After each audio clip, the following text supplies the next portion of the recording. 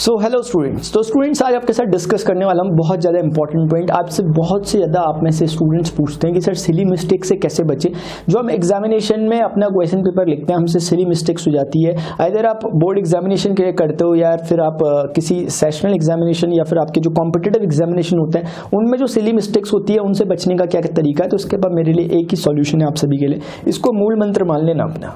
क्या है वो सॉल्यूशन? सिली मिस्टेक से कैसे बचे? आंसर है कि बहुत ज़्यादा सिली मिस्टेक्स करें, या कहने का मतलब है कुल मिलाकर सिली मिस्टेक्स करें। फर्स्ट ऑफ ऑल जैसे हमें तैरना सीखने के लिए पानी में उतरना होता है, ऐसी सिली मिस्टेक से बचने के लिए हमें सिली मिस्टेक्स करनी होती है। और सिली मिस्टेक्स होती क्या है? वो कुछ ऐसी होती है ना कि स्टूडेंट्स जब एग्जामिनेशन में बैठे होते हैं तो उनसे पूछा कुछ जाता है, वो उसका कभी कभी रिप्लाई कुछ और ही कर देते हैं। ऐसा कब होता है? ऐसा तब होता है जब हमें एक प्रॉपर टेम्परामेंट ऑफ एग्जामिनेशन नहीं है, जब हमें प्रॉपर पेशेंस की कमी है, जब हमने प्रॉपर क्वेश्चन को देखकर ही एनालिसिस कर लिया ऊपर से। हमने क्वेश्चन को पूरा पढ़ा नहीं कंप्लीटली, लेकिन क्वेश्चन की सिर्फ शुरुआत की एक लाइन पढ़कर ही हमने अपने मन में एंटिसिपेट कर लिया कि ये वही क्वेश्चन है जो मैंने पढ़ा था, ऐसा सोच लिया। लेकिन यहीं पर फिर जो एग्जामिनर होते हैं यहीं पर वो गेम खेलते हैं, वो नेक्स्ट लाइन में क्वेश्चन को ट्विस्ट कर देते हैं। उस क्वेश्चन को नेक्स्ट लाइन में ट्विस्ट करते हैं, जैसा पूछा था वैसा नहीं, उसका जस्ट ऑपोजिट कर देते हैं या उसमें कुछ एंगल का डेविएशन दे देते हैं। यानी कि आपको जो क्वेश्चन आपने सोचा था कि वही क्वेश्चन एग्जैक्ट बुक का, उस क्वेश्चन की शुरुआत की लाइनें सभी रहती हैं, सब कुछ सेम रहता है, लास्ट में क्वेश्चन का जो सॉल्यूशन पूछ रहे होते हैं, जिस चीज को पूछ रहे थे वो चीज बदल देते हैं या उसको किसी डिफरेंट तरीके से आपके सामने पेश कर देते हैं। और अगर हमने क्वेश्चन को शुरुआत से आधा ही पढ़ा तो और हमारे मन में एंटिसिपेट हो गया कि हाँ ये क्वेश्चन तो उसी अप्रोच से लगेगा, ये तो इंटीग्रेशन बाय पार्ट का ही क्वेश्चन है, ये डेफिनेटली ऐसे होगा। जानबूझ के क्वेश्चन में आप टीचर ने आपको फंसाने की कोशिश की और आप फंस गए। इसीलिए ध्यान रखें अपने मन में एक बात, बिल्कुल पॉइंट मेरा ध्यान रखना, जब तक क्वेश्चन कंप्लीटली नहीं पढ़ लिया तब तक हमें कोई एंटिसिपेट नहीं करना इस बात का कि ये क्वेश्चन यहां से है यहां से नहीं है करके। क्योंकि एक बार जब हमने सोच लिया ना कि क्वेश्चन इस फॉर्मूले से होगा तो हमारा दिमाग फिर दूसरे फॉर्मूले की तरफ जा ही नहीं पाता। हम अपने आप को कंजर्व कर लेते हैं केज के अंदर कि ये क्वेश्चन सिर्फ इसी फॉर्मूले का, फिर हम 10 बार भले ही कर लेंगे लेकिन उस फॉर्मूले से बाहर आके नहीं, उसी फॉर्मूले के अंदर करते रहते हैं। जैसा कि ये क्वेश्चन ने लिख के भेजा था कि इसी फॉर्मूले लगा के करो, तो एक छोटी सी गलती होती है, इसको ध्यान रखेंगे।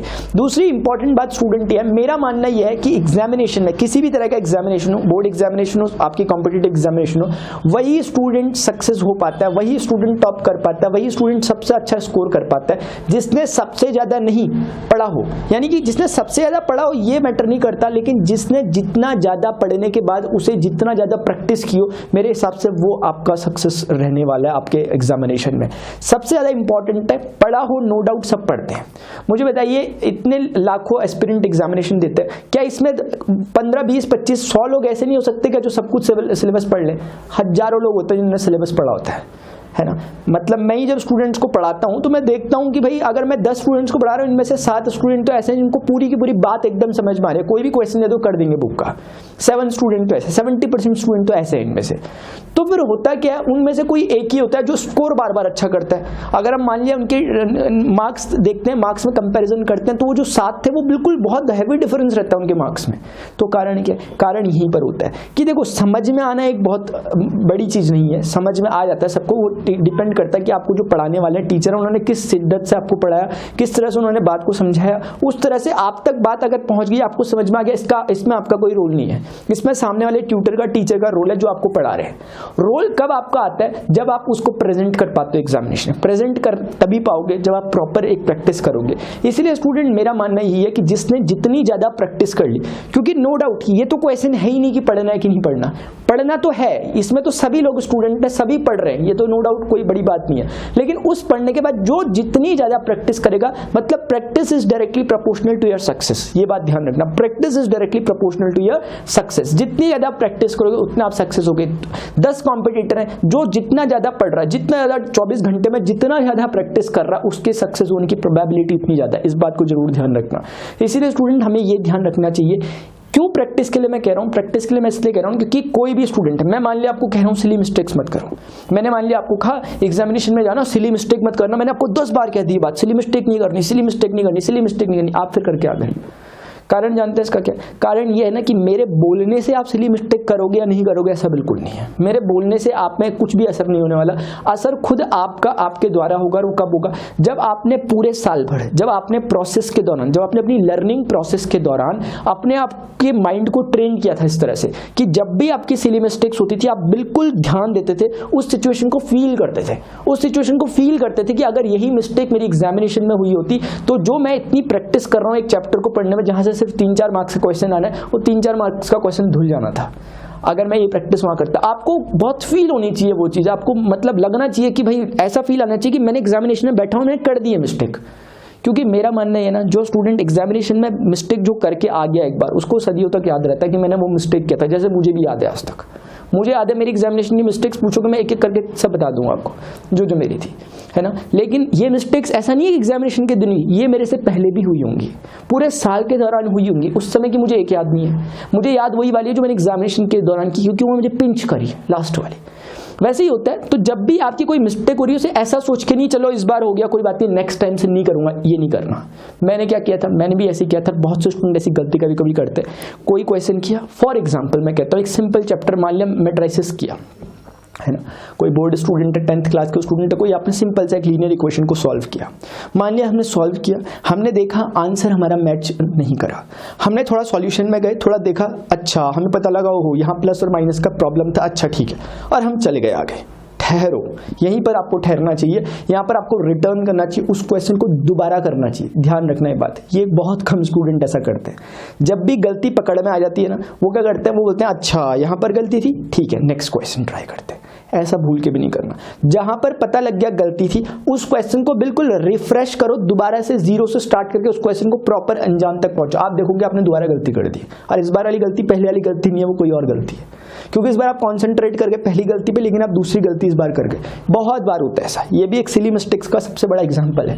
मैं बताता हूं मैं क्या कहना चाह रहा हूं। मैं ये कहना चाह रहा हूं, कोई एग्जामिनेशन में क्वेश्चन आया, अब आपकी पूरी नजरों में टिका हुआ है क्वेश्चन, आपको पता है कि भाई ये तो वही क्वेश्चन है जिसमें इस पॉइंट पर टर्निंग पॉइंट होता है, सब जने यहाँ पर गलती करेंगे।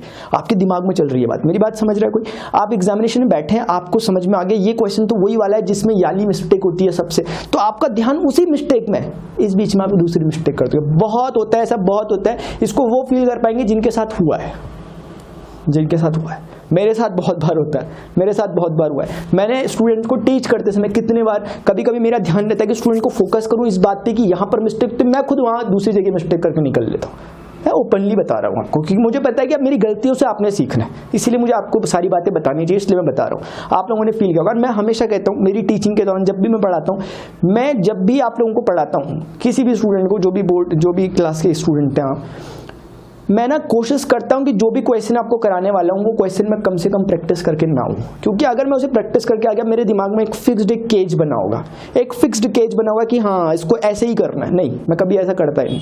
जो टॉपिक मैं आपको पढ़ा रहा था, मैं बिल्कुल कभी क्वेश्चन को ट्राई करता ही नहीं, ये मान के चलो। ओवरव्यू लेके आता हूँ, क्वेश्चन जहां दिखता है मैं उसे छोड़ देता हूँ। मैं बोलता हूँ अगर मैं ही नहीं कर पा रहा तो स्टूडेंट क्या कर पाएगा, इसीलिए मैं उस क्वेश्चन को कभी ट्राई नहीं करता। इसमें मेरा बताने का मतलब ये कि मैं वो फील आपको देना चाहता हूँ जो एग्जामिनेशन में क्वेश्चन करते समय आपको आई, या कोई एक अनजान आदमी जो उस क्वेश्चन को देख रहा है, जैसे आप फर्स्ट टाइम देख रहे हैं, आपको जो फील आता है मैं वही फील अपने साथ रखना चाहता हूं, ताकि वही माइंडसेट मेरा भी रहे जो आपका है, और उस हिसाब से मैं क्वेश्चन को करता हूं। तभी आप में से बहुत से स्टूडेंट को आई थिंक समझ में भी आता है क्वेश्चन। तो ये एक स्टूडेंट्स बात है कि जब भी क्वेश्चन को देखिए पहले से एनालिसिस ना करें, और छोटी छोटी मिस्टेक से बचने का तरीका मात्र एक ही है कि आप एग्जामिनेशन में सुपर कॉन्शियस नहीं हो जाओगे। आपके अंदर कोई बहुत खतरनाक शक्तियां नहीं आ जाएंगी एग्जामिनेशन के दिन, उल्टा होगा। एग्जामिनेशन के दिन जितनी आपकी पावर थी उसमें से कुछ हो सकता है रिड्यूस हो जाए, हो सकता है आपको कुछ थोड़ा सा टेंशन हो, थोड़ा सा स्ट्रेस हो, आपने पहले पूरी रात भर पढ़ के जगह हो, आपका माइंड उतना ज्यादा एक्टिवेट ना हो। तो फिर क्या ऐसी चीजें कि कुछ स्टूडेंट बहुत अच्छा स्कोर कर जाते हैं और कुछ नहीं कर पाते, कुछ यही बोलते रह जाते हैं कि मुझे तो बहुत अच्छा आता था, मैं एग्जामिनेशन में गया, मेरा सब कुछ नील हो गया, मैं नहीं कर पाया अच्छा स्कोर। कारण यही है कि आप सिर्फ एग्जामिनेशन के भरोसे टिके थे। सक्सेस वही हो पाएगा जो कि पूरे साल के एक एक दिन को एग्जामिनेशन की तरह लेगा, जो अपनी प्रैक्टिस को बैटल की तरह लेगा, जो अपनी प्रैक्टिस में हुई सभी मिस्टेक्स को, अपनी स्ट्रेंथ को, अपनी वीकनेस को पकड़ के रखेगा। यानी सिर्फ इतना ही काफी नहीं है कि आप एग्जामिनेशन में सब पढ़कर चले गए, आपसे कहीं से भी पूछो, इतना ही काफी नहीं है।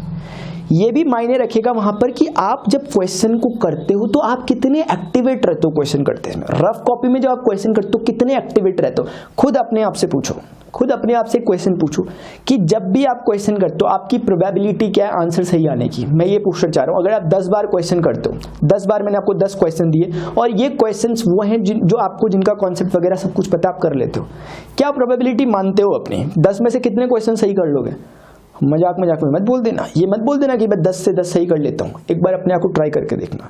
एक बार कोई भी 10 क्वेश्चन रैंडमली खुद चूज करना, अपने आस पड़ोस भाई बहन है, छोटे कोई भी है अपने, उनको बोलना बस आप फिंगर रख के बता दो, आपको मतलब नहीं कि ये चैप्टर में क्या क्वेश्चन है, आप बस मुझे बोल दो कि ये क्वेश्चन पढ़ के बोल दो एक बार, है ना, डिक्टेट कर दो, मैं उस क्वेश्चन को सॉल्व कर रहा हूँ या कर रही हूँ। आप खुद अपने आप को एनालिसिस करना, मुझे जरूर बताना कि उन 10 क्वेश्चन में से कितने क्वेश्चंस आप कर पा रहे हो, और चैप्टर वो वाला देना जो आपको आता है, मैंने पहले ही बता दिया। मुझे अपनी प्रोबेबिलिटी बताओ, क्या प्रोबेबिलिटी है आपकी, मतलब कितना आउट ऑफ 10 आपका आंसर आ रहा है, कितने प्रॉपर आंसर, एकदम बिल्कुल आपके प्रॉपर आंसर आ रहे हैं जो एग्जैक्ट आंसर थे उसके इक्विवेलेंट।